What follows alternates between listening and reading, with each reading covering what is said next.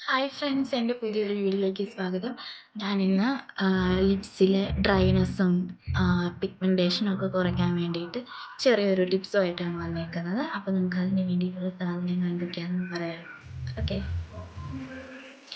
ഇത് കോഫിയുടെ പൗഡറും അതായത് കാപ്പിപ്പൊടി, പിന്നെ പഞ്ചസാര, കുറച്ച് പാലും കൂടെ നന്നായിട്ട് മിക്സ് ചെയ്ത് വെക്കുന്നതാണ്. ജസ്റ്റ് ചെറുതായിട്ട് എടുത്തിട്ട് ലിപ്സ് നന്നായിട്ട് തുടയ്ക്കണം. ലിപ്സ്റ്റിക്കൊക്കെ ഒന്ന് തൂത്ത് കളയണം. എന്നിട്ട് ലിപ്സിലേക്ക് നന്നായിട്ട് അപ്ലൈ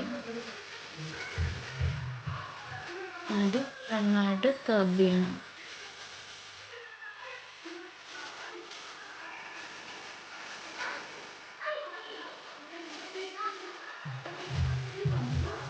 നല്ല ടേസ്റ്റായിട്ട് കഴിക്കാനായിട്ട് കഴിക്കരുത്, നമ്മൾ ലിപ്സിലിടാൻ വേണ്ടി മാത്രം.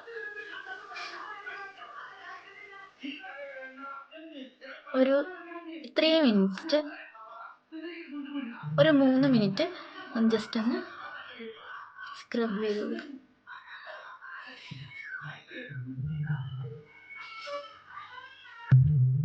അപ്പോൾ ഫ്രണ്ട്സ്, ഞാൻ നന്നായിട്ട് വാഷ് ചെയ്തിട്ടുണ്ട്.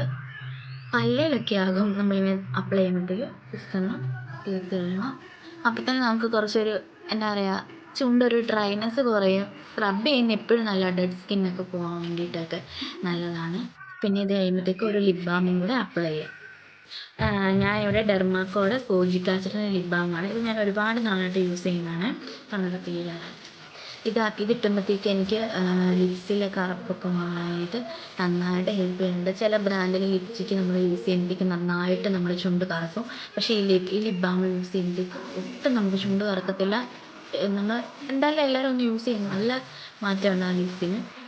ഞാൻ കുറേ ഫ്രണ്ട്സിനൊക്കെ ഇങ്ങനെ പറഞ്ഞിട്ടുണ്ട്, അതൊക്കെ യൂസ് ചെയ്തിട്ട് നല്ല റിസൾട്ട് കിട്ടണം. ഇന്ന് രാത്രിയിൽ ഫേസൊക്കെ വാഷ് ചെയ്ത് കിടക്കാൻ നേരത്തേക്ക് ലിപ്സ്റ്റിക്കൊക്കെ മാറ്റിയിട്ട് ഞാനിതൊന്നും അപ്ലൈ ചെയ്യും. എൻ്റെ ചുണ്ടിൽ അതുകൊണ്ട് ഡാർക്ക്നെസ് ഭയങ്കര കുറവാണ്, എന്നാലും ഉണ്ട്.